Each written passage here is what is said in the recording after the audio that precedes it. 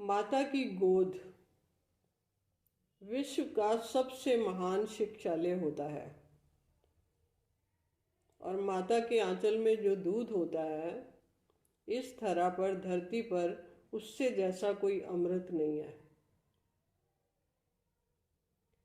बच्चे की प्रथम पाठशाला माता के ही माध्यम से माता की गोद में पूरी हो जाती है। सत्य का ज्ञान माता द्वारा होता है। माता ही सत्य से परिचय करवा सकती है। उचित का और अनुचित की पहचान करवा सकती है।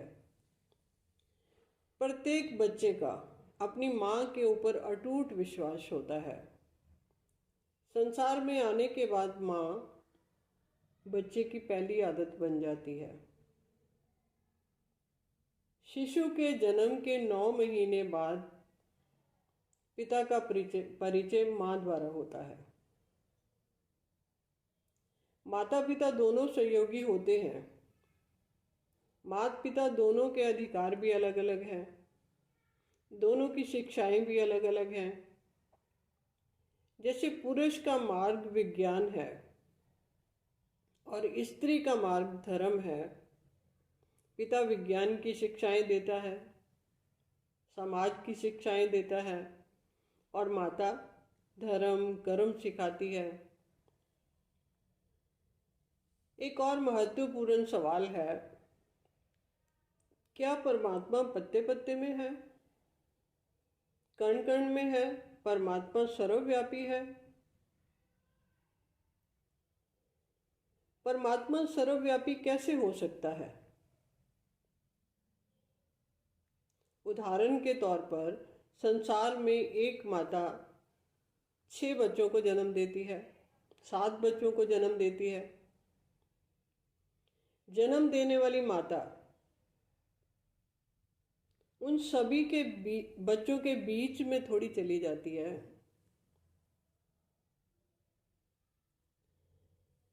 उन सभी वो बच्चे अलग हो गए, माता अलग हो गई।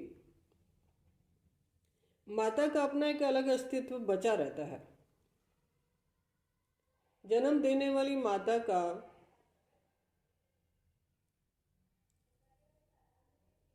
आधार है माता। माता की गुण, शक्तियां, संस्कार वह सभी बच्चों में नंबरवार देखने को मिलते हैं। कोई बच्चा शक्ल से मिल रहा होता है, कोई बच्चा कर्म से मिल रहा होता है, किसी बच्चे की पहचान संस्कारों से होती है। माता सभी बच्चों में सर्वव्यापी नहीं हो सकती। इसी तरह परमात्मा की शक्तियां सर्वव्यापक हैं। माँ धरती की 8 शक्तियां सर्वव्यापक हैं। परमात्मा सर्वव्यापक नहीं हो सकता। इस एक भूल के कारण अज्ञानतावश मनुष्य ने यह समझ लिया कि परमात्मा पत्ते पत्ते में है, कण कण में है। मनुष्य अपने श्रेष्ठ कर्मों से परमात्मा जैसा हो सकता है, परमात्मा नहीं हो सकता। भगवान जैसा हो सकता है, भगवान तो वो है ही। बच्चे के जन्म के समय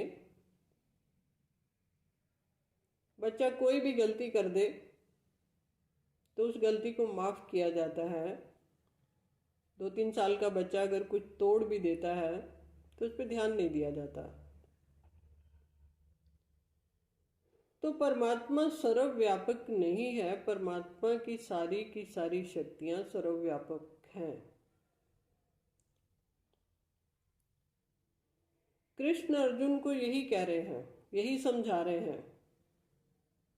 अपनी आत्मा को समझ, मुझ परमात्मा को याद कर। जितनी शक्तियां सत्य मां सीता धरती माता के पास हैं, वही सारी शक्तियां मनुष्य के पास हैं। स्त्री धारणा शक्ति है, वीर्य को धारण करती है। फिर विष्णु की तरह उसकी पालना करती है। एक जगह कृष्ण की बात ये बार बार आती है कि तुम सभी मुझ में हो, मेरे में हो। इस लाइन का अर्थ सहज भाषा में समझते हैं, मातृबोली में समझते हैं, माँ बोली में समझते हैं। ये तो पता लग चुका कि पूरा संसार 7 तत्वों से बना है। अपनी आत्मा में निहित शक्तियों को, गुणों को समझना है। इस बात को समझना है कि हर एक तत्व के अपने अपने गुण और धर्म है। मनुष्य शरीर पर सभी गुणों का प्रभाव तो दिखाई पड़ेगा ही। व्यक्ति चाहे तो भी इन प्रभावों से नहीं बच सकता। जल अपनी शीतलता का प्रभाव डालेगा, अग्नि अपनी गर्मी का प्रभाव डालेगी, वायु मन का सूचक है, वायु अपना प्रभाव डालेगा। वायु की भांति मन चारों दिशाओं में भागता रहता है। मन गंधक से बना है, खुशबू का सूचक है। इसका प्रभाव भी शरीर पर आएगा। जैसे स्त्री पुरुष को आकर्षित करती है, पुरुष स्त्री के आकर्षण का केंद्र है। दोनों एक दूसरे के पूरक हैं। मृत्यु सभी को एक तरह से होती है, जन्म सभी का एक तरह से होता है, सुख दुख सभी को एक तरह से होता है। कृष्ण कहते हैं, मुझ परमात्मा में इतना ही अंतर है, मैं सुख दुख और जन्म मरण में नहीं आता। तुम आत्माएं सुख दुख में, जन्म मृत्यु में आती हो। मृत्यु के बाद फिर गर्भ में प्रवेश करती हो। यहाँ एक बात और समझने जैसी है। कथाकार को ये इशारा दे रहा है, यहाँ पर भी बीच बात है। एक तरफ कृष्ण गोकुल वासियों को इंद्र की पूजा करने से रोकते हैं और दूसरी ओर गोवर्धन पर्वत की पूजा करने की प्रेरणा देते हैं। इंद्र देवी देवताओं की श्रेणी में आते हैं। गोकुलवासी इंद्र की पूजा भय के कारण करते हैं कि अगर हमने इंद्र की पूजा नहीं की तो इंद्र क्रोधित हो जाएंगे और बरसात नहीं करेंगे। हमारा और हमारी गांव का पालन पोषण कैसे होगा, कौन करेगा? अब इसी बात की गहराई को पकड़ना है। कृष्ण उत्तर देते हैं कि भय से की गई पूजा का कोई अर्थ नहीं होता। यहाँ कृष्ण कह रहे हैं, निर्भय होकर, समझकर, जागृति में रहकर पूजा करने से जो फल प्राप्त होता है, जो आपके जीवन की पालना करता है, जो आपका आधार मूर्त है, उसकी पूजा करनी चाहिए। मनुष्य के पालनहार 5 तत्व हैं। प्रकृति माता है। मनुष्य को 5 तत्वों का आदर सम्मान देना चाहिए, पूजा करनी चाहिए। कृष्ण तत्वों की अमर होने की बात कह रहे हैं, जीवित होने की बात कह रहे हैं। गीता में लिखा है कि इस संसार में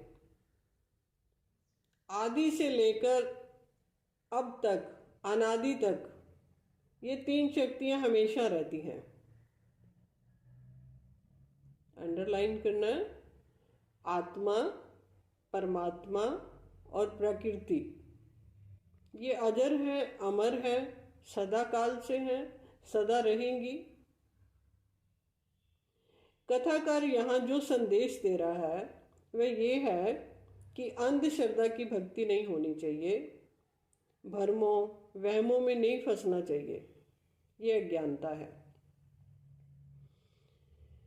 यदि कृष्ण लीला की सभी बातें हृदय में बस जाएं, तो हृदय आकाश गंगा में स्नान करने लग जाता है, परंतु मन है कि मानता ही नहीं। मन उच्च आकांक्षा की दलदल में फंसता ही चला जाता है। ये भी होना चाहिए, वह भी होना चाहिए। यहीं से मन कुरुक्षेत्र की सीमाओं में प्रवेश करना शुरू कर देता है। यहां से मन के भीतर द्वंद्व शुरू हो जाता है। जो है, जितना है, उसे सबक संतोष करना सीखना चाहिए। अगर मनुष्य को इस बात की जागृति रहे कि महत्व आकांक्षा ऐसी दलदल है जिसमें से बाहर निकलना असंभव है, वैसे महत्वाकांक्षी मन किसी की नहीं सुनता, दलदल में धंसता ही चला जाता है। दलदल में पैर रखो, एक पैर रखो तो दूसरा अपने आप ही खिंचता हुआ चला जाता है।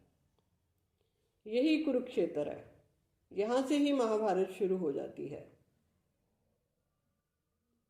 तो हमें ध्यान रखना है कि कहाँ दलदल है और कहाँ सही रास्ता है, कौन सा सही रास्ता है। आज इतना ही। ये कड़ी जारी रहेगी। मिलते हैं और जानकारियों के साथ।